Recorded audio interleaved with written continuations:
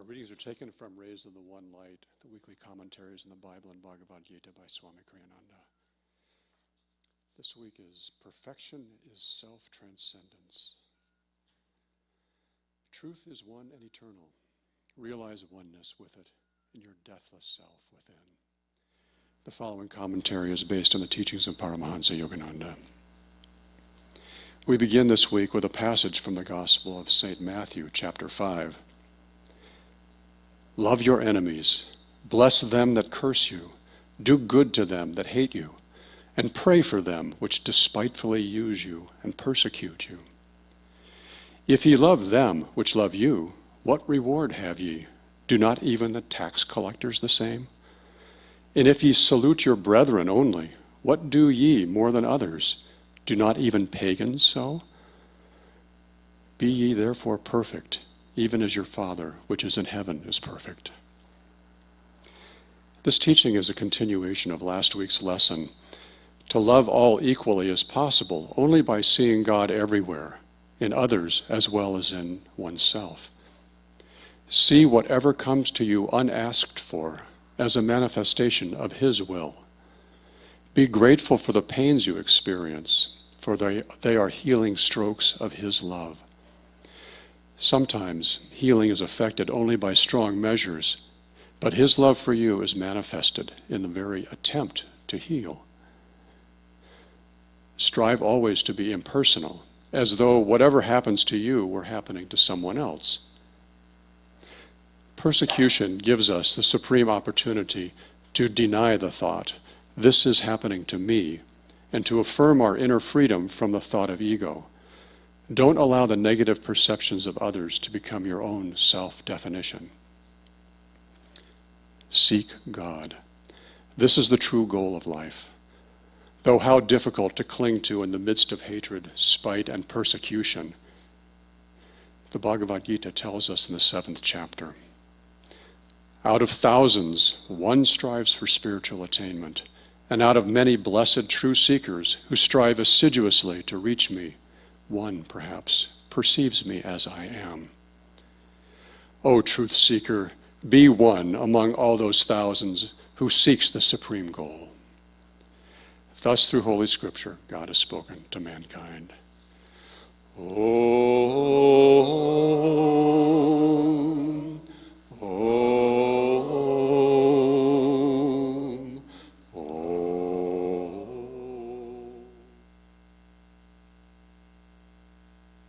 Sunday service being conducted out there as well, so we're not a house divided, but we're just not quite as many as we usually are. Be ye therefore perfect, even as your Father which is in heaven is perfect. Perfect? Is Jesus kidding? All bets are off the minute we get out of bed.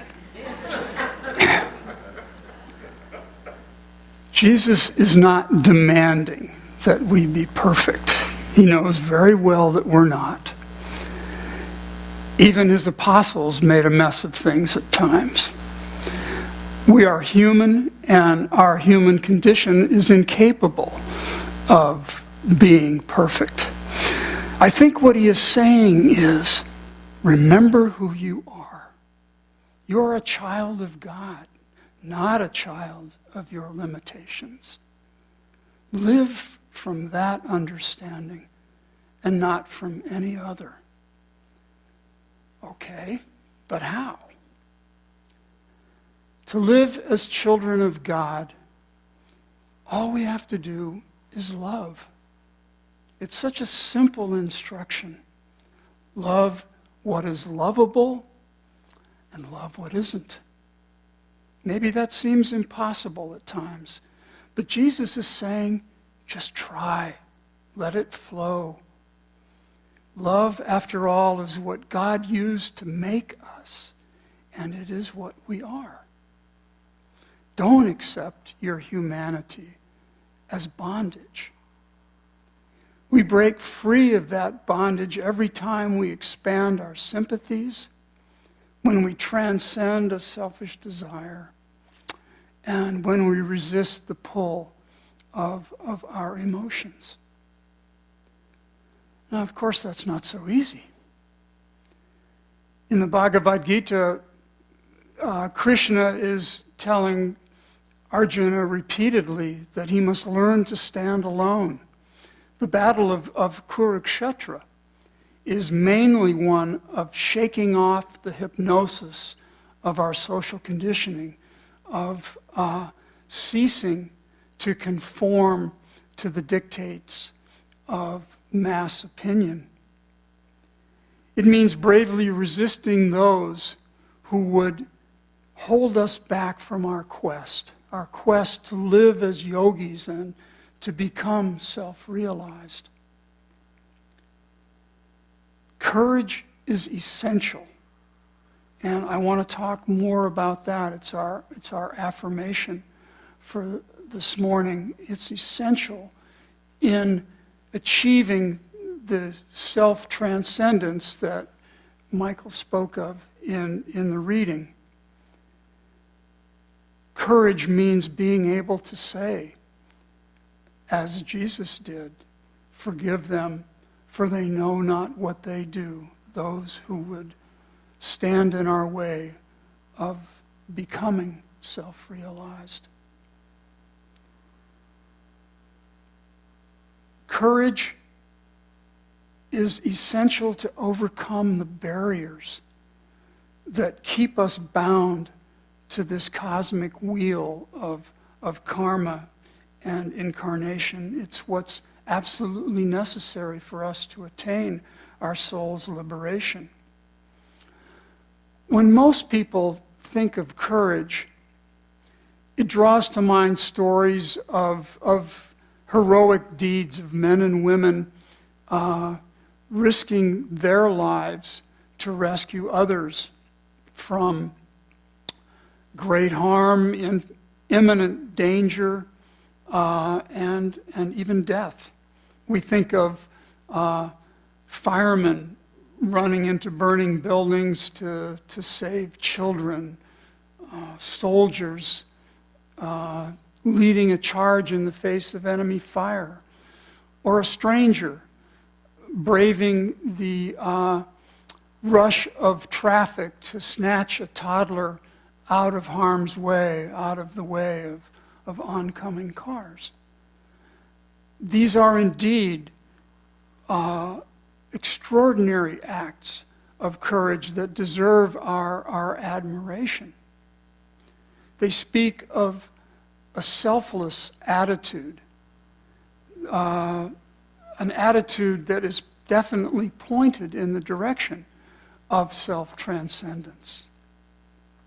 But what of the kinds of courage that are not so publicly obvious, that take place away from the spotlight, such as the courage of an alcoholic to overcome his addiction, or the courage of someone who has been abused, the courage to resist becoming an abusive person himself.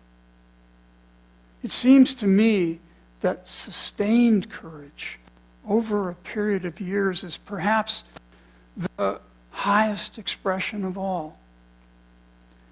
And when we dare to push ourselves beyond our fears and weaknesses, I believe that God smiles warmly on what has been done.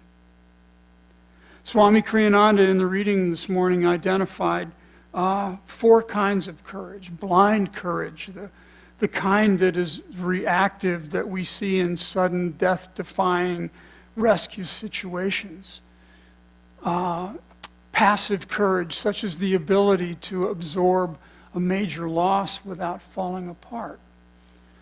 Dynamic courage, the kind that we see in people who daringly buck the tide of social convention. I think of Abraham Lincoln acting in the face of enormous opposition to end the collective karma of slavery in America. A 4th kind of courage is what Swamiji called divine. The courage of surrender to God as seen in the lives of the saints. The courage to offer oneself in service to the welfare of others without any sense or thought of what's in it for me.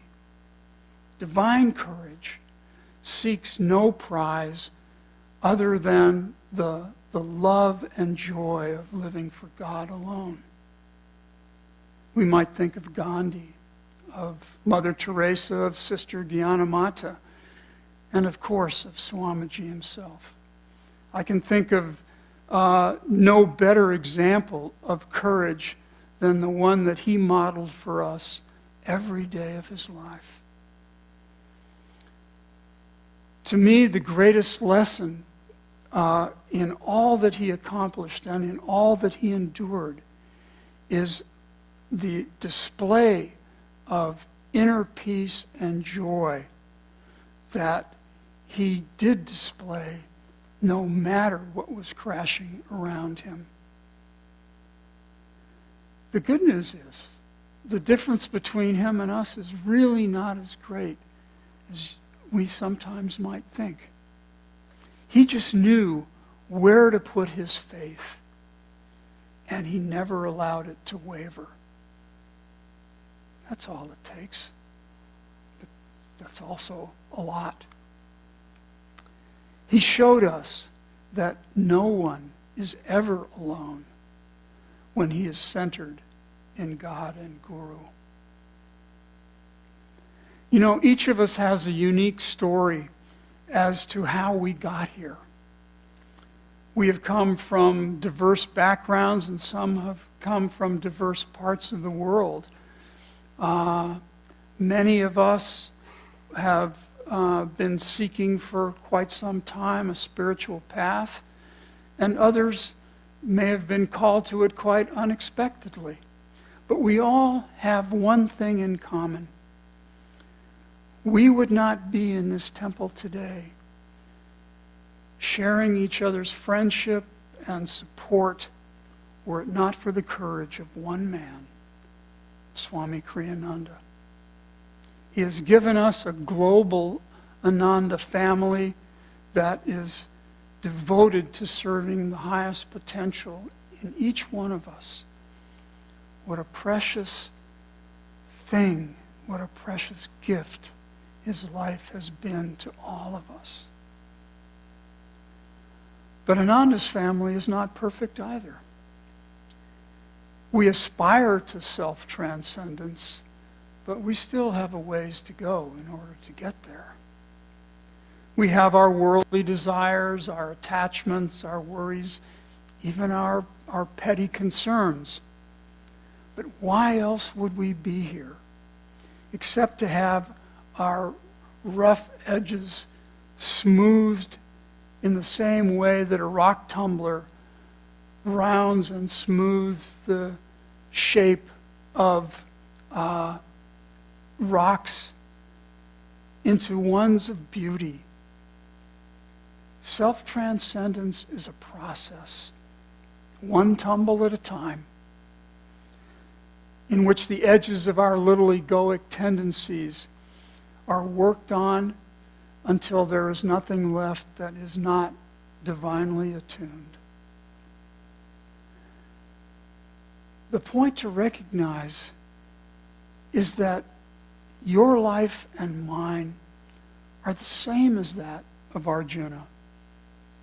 We have soldiers arrayed against us all up and down the chakras. And we have even given them their weapons, our delusions. Some of these are as obvious as an elephant in the room, and others are so subtle as to seem like allies instead of opponents.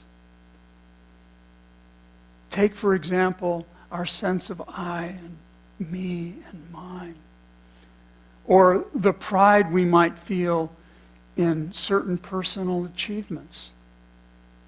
When these refer back to the ego instead of to the source of our true power in God, sooner or later there is a consequence that will occur that will need to be addressed with the courage of humility. I want to mention a fifth kind of courage that was not mentioned in our affirmation this morning. It's easy to overlook because we may not think of it as such. The courage to ask for help when you need it. We tend to ascribe bravery to those who suffer in silence. But when suffering is prolonged, when something is so great that we choose to be silent, that may be more reckless than courageous. So if you or anyone you know is ever in need of spiritual healing and counseling, please recognize that asking for it is not a sign of weakness. It is what courage is really all about. Putting your vulnerability on the line with the aim of moving beyond it.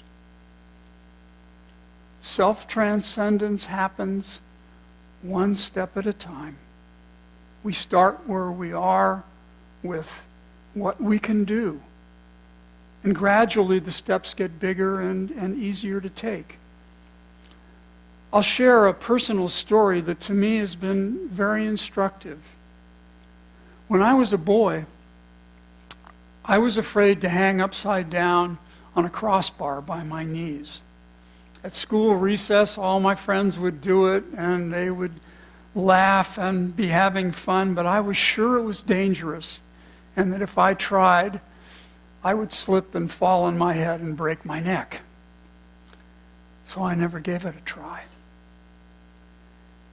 This was not a serious challenge to my self-esteem, and when I grew beyond playground activities, it was pretty much forgotten. Until one night when I was 35 years old, I was walking through a park that had a play area for kids, and it included one of the crossbars like I had in my playground at school when I was a boy. No one else was around, and I decided to dare myself to hang by my knees.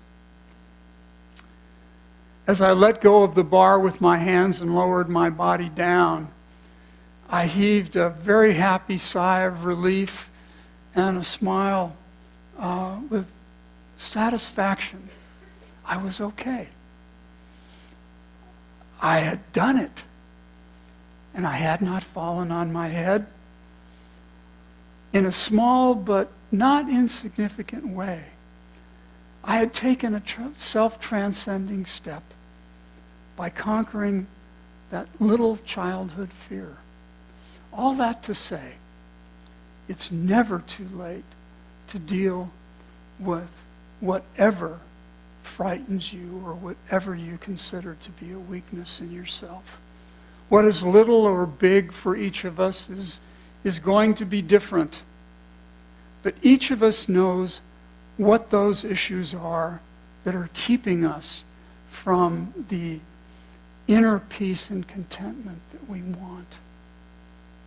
Pray for the courage you need. Visualize yourself meeting every difficult test, succeeding, and feeling the joy that comes whenever a heavy burden is lifted. God does not want you to fall on your head. And He will be there with you, holding you up as you push courageously through those limitations that keep you from moving steadily toward His all-loving embrace. I'll close with a reading from Whispers from Eternity, Paramahansa's book of prayers. And this is a demand to see God in everything. It's a demand for courage. O Father, may I behold Thee, above, beneath, behind, around, wherever I turn my gaze. Train the children of my senses never to stray from Thee, who dwellest at the heart of everything. Turn my eyes inward to thy changeless beauty. Breathe on me the heavenly scent of thy sacred presence. Orient-wise I will worship thee, placing the candles of my five senses on the altar of my love. Thus I will contact thee in the first pale shafts of dawn, absorb thee in the bright light of noon, expand in thee with the hidden glow of twilight, and merge in thee in the silver moonlight.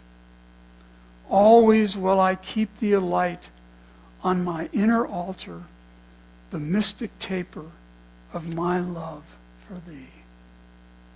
Om Shanti. Amen. The offer is entitled Life is a Quest for Joy, written by Swami Kriyananda. It's for violin and cello, and we're going to do it as a cello duet. I'd like to introduce my student, Tristan Dietrich, who will accompany me this morning.